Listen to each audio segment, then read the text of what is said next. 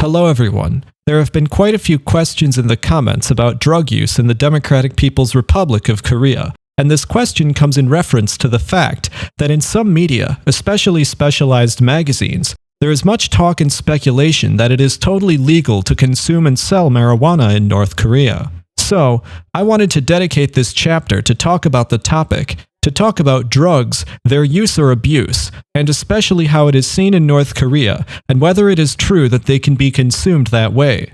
From the point of view of socialism, of a communist, the truth is that drugs, narcotics for recreational use, have no place. They should not have a place at least.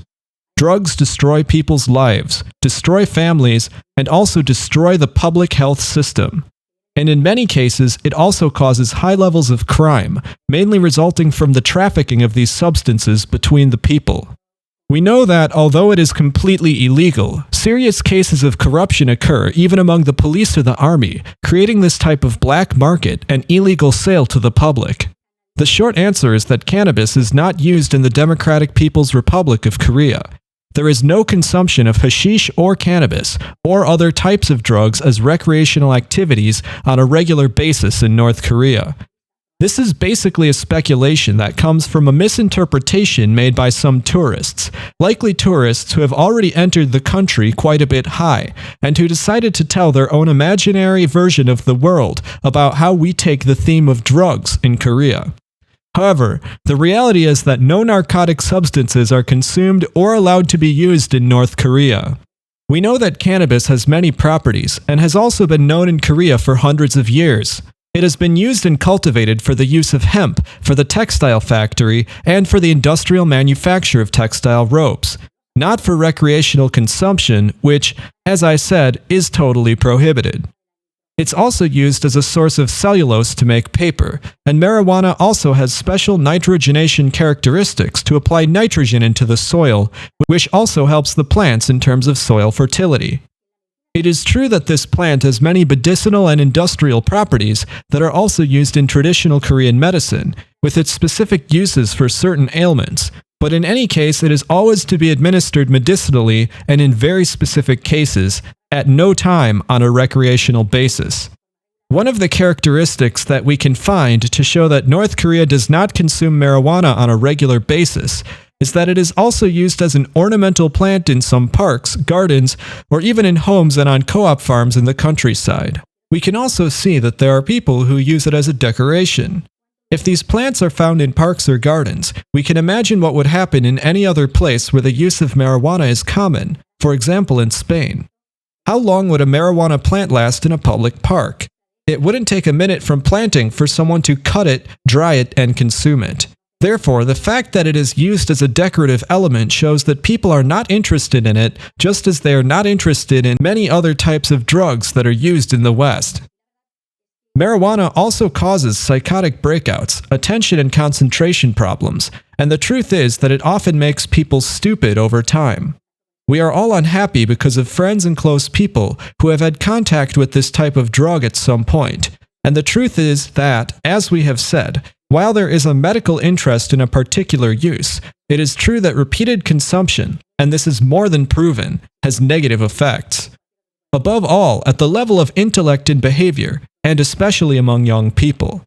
Therefore, it should be avoided, as any other types of drugs. All types of the use of substance that are addicting to us must be eliminated because that prevents us from being ourselves, and it prevents us from focusing on our future and shaping it intellectually or changing the world in our way. In Spain, for example, the use of marijuana is legal, but selling is illegal and trading is illegal. Even so, around 11% of people state that they normally consume this substance, marijuana or hashish, with the resins of the plant. And according to surveys, 35% of Spaniards admit that they have tried it at least once in their life.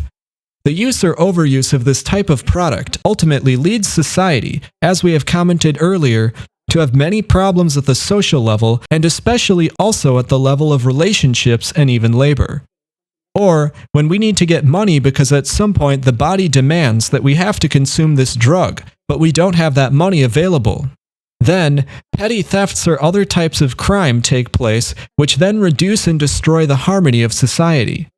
In Spain, as in Korea, there are also similarities, although North Korea does not have cocaine and heroin, nor methamphetamine and other types of drugs that are usually traded at night in any corner of Spain. There are, however, two drugs that we call social drugs, alcohol and tobacco. They are also two harmful substances, but let's say that they are socially correct, or have a history that is ingrained in the industries of countries. For example, in Spain, we have the wine industry, and in Korea, we have soju, a type of liqueur normally fermented from rice. Soju is equivalent to sake. In any case, as we know, the consumption of these socially accepted drugs also has negative effects on the organism. In fact, tobacco kills 50,000 people a year in Spain, and I also have data here that alcohol also kills 25,000 people a year. Not just the fact that it has a direct impact on people's health. In the end, everyone can make the decision of what they want to do with their life, but probably the worst is that it harms the people around them, and the society by anything that results from loss of control of reason when ingesting these substances. The question is actually how this drug trade can be ended and how this consumption can be stopped, or at least the drugs that cause the greatest harm to the population. In North Korea, this type of epidemic was known and occurred a long time ago. Just as cocaine is one of the most consumed drugs in Spain, so it was opium in Korea before the Socialist Revolution. As we know, it was also spread in China and seriously affected the population. Then, if we are to eliminate this scourge, it must be attacked from various points.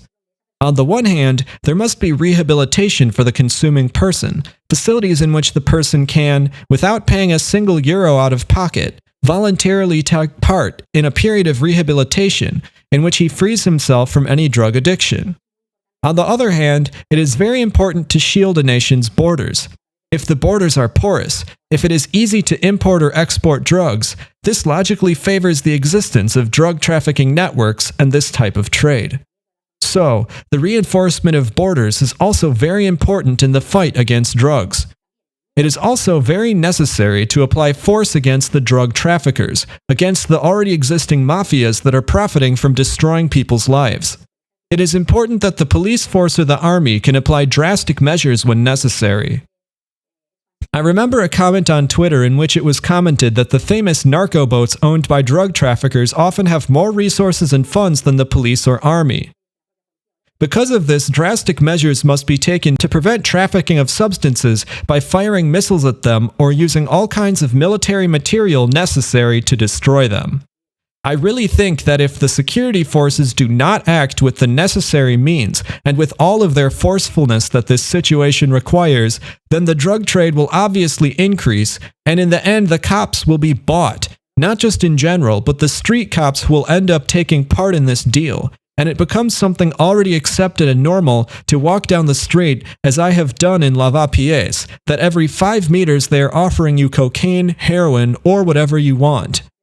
And you don't even have to look for it, it's in broad daylight in which 10 dealers are offering you drugs for use. So the only way to end this really is with forcefulness. Another question that usually terrifies or astonishes many people, as seen in the comments, is the need for forced labor. Forced labor is necessary in solving the drug sales problem and eliminating this situation. If a person who is trafficking drugs, who dreams to become a millionaire by destroying society, destroying the lives of others, and if that person has been captured by the police at some point and goes to jail, and is even with acquaintances, they can use drugs even in prison. Then, with a few years in prison and a relatively quiet life, he will compensate by making €1 million or €2 selling drugs. Then they have many options to reduce their sentence, return to the streets, and get the millions out of the hole they hid them in. And while wasting that money, the lives of thousands of people have been destroyed.